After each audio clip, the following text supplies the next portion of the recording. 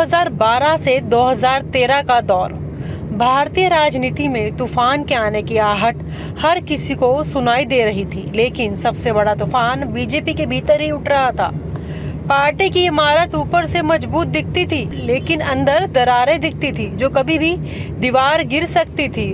उस वक्त बीजेपी के अध्यक्ष ने नितिन गडकरी नागपुर से निकले, आरएसएस के पसंदीदा चेहरे जो विकास और संगठन दोनों की बातें करते थे। लेकिन उन्हीं के दौर में पार्टी दो हिस्सों में बंटने की पटकथा लिखी जा रही थी, और इस पटकथा में सबसे बड़ा रोल था पार्टी के बुजुर्ग नेता लाल कृष्ण आडवाणी, संगठन पुरुष संजय जोशी और गुजरात के मुख्यमंत्री नरेंद्र मोदी का।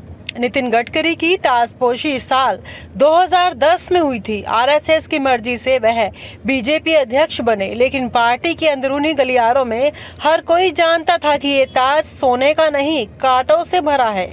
गडकरी पर आरोप लगने शुरू हो गए। पूरा ट्रांसपोर्ट कारोबार उनके परिवार के कब्जे में है, रियल एस्टेट कंपनियों के साथ मिलीभगत है। ऐसे तमाम आरोप मीडिया में गूंजने लगे, लेकिन असली खेल इन आरोपों के पीछे था। ये आरोप सिर्फ बाहरी नहीं थे, अंदर ही अंदर पार्टी दो घटों में बंट चुकी थी। एक तरफ वो नरेंद्र मोदी को 2014 का चेहरा बनाना चाहते थे, दूसरी तरफ वो पार्टी पर लाल कृष्ण आडवाणी का दबदबा कायम रखना चाहते थे। संजय जोशी का जिक्र यहाँ जरूरी है। वही संजय जोशी जो कभी बीजेपी के संगठन के गोपनीय इंजीनियर माने जाते थे, लेकिन जैसे ही गुजरात के मुख्यमंत्री नरेंद्र मोदी का कद बढ़ने लगा, संजय जोशी उनके लिए आंख की करकरी बन गए। साल 2012 के लिए अधिवेशन में जब संजय जोशी को मंच से हटाया गया, पूरा पार्टी दफ्तर दो गुटों में फूट पड़ा। एक तरफ नरेंद्र मोदी समर्थक, दूसरी तरफ संजय जोशी आडवाणी खेमे के लोग, और यहीं से बीजेपी के अंदर की विभाजन रेखा मोटी होती चली गई। नितिन गडकरी खुद ही इस खींचतान के बीच फंसते चले गए। उनके ऊपर लगे भ्रष्टाचार के आरोपों को हवा देने वाले भी पार्टी के भीतर से ही थे। ये महज संयोग नहीं था।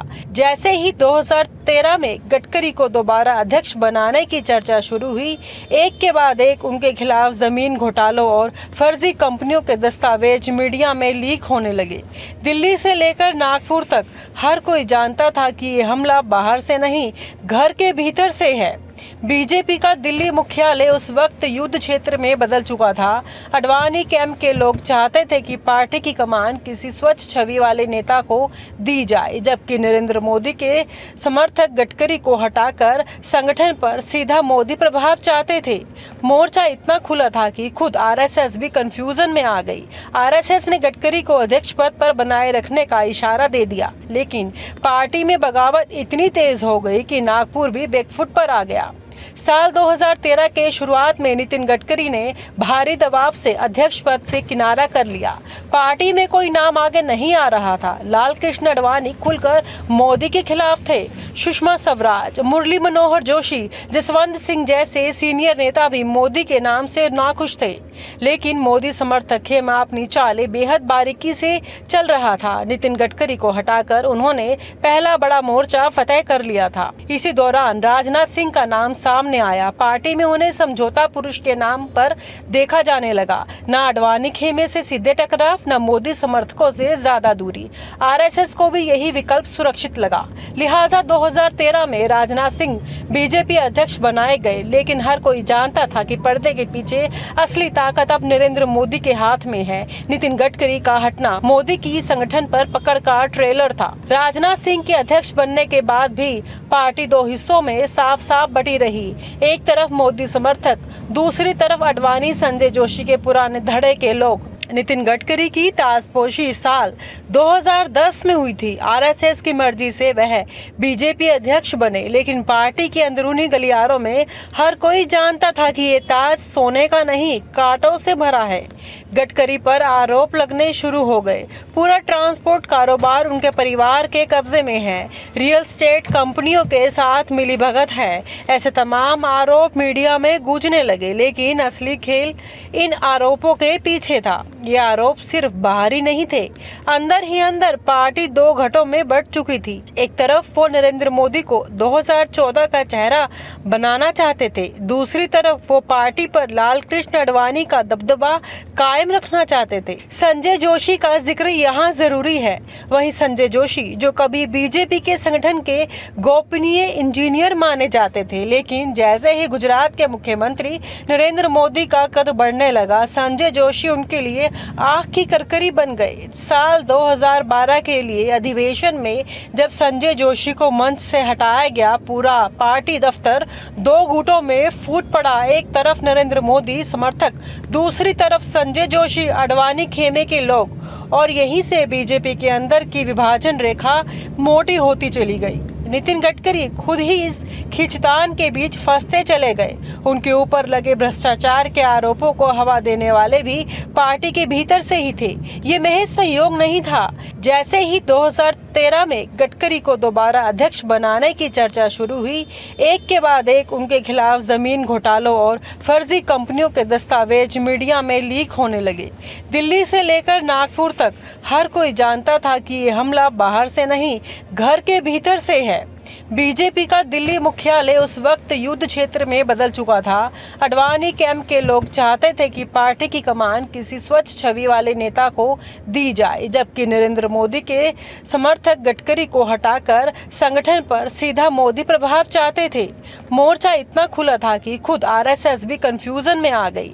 आरएसएस ने गडकरी को अध्यक्ष पद पर बनाए रखने का इशारा दे दिया, लेकिन पार्टी में बगावत इतनी तेज हो गई कि नागपुर भी बैकफुट पर आ गया। साल 2013 के शुरुआत में नितिन गडकरी ने भारी दबाव से अध्यक्ष पद से किनारा कर लिया। पार्टी में कोई नाम आगे नहीं आ रहा था। लाल कृष्ण आडवाणी खुलकर मोदी के खिलाफ थे।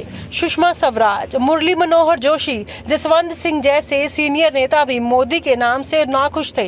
लेकिन मोदी समर्थक खेमा अपनी चालें बेहद बारीकी से चल रहा था। नितिन गडकरी को हटाकर उन्होंने पहला बड़ा मोर्चा फतेह कर लिया था। आडवाणी ने खुलकर मोदी के प्रधानमंत्री बनने का विरोध किया।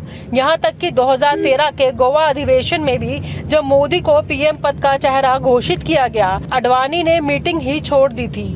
पूरे देश को बीजेपी की अंदरूनी लड़ाई सरेआम दिखने लगी थी। संजय जोशी को हाशिए पर डाल दिया गया, आडवाणी को मार्गदर्शन मंडल में बिठा दिया गया और नितिन गडकरी को भी संगठन की मुख्य धारा से अलग कर दिया गया। लेकिन बीजेपी में यह टूट इतनी खामोशी से हुई कि बाहर से सब कुछ सामान्य दिखे, पर हकीकत ये थी कि पार्टी अब पूरी तरह से दो गुटों में बंट चुकी थी। एक मोदी का गुट जो सत्ता के हर मोर्चे पर कब्जा चाहता था, दूसरा आडवाणी का गुट जो अपनी पुरानी हैसियत बचाने में जुटा था।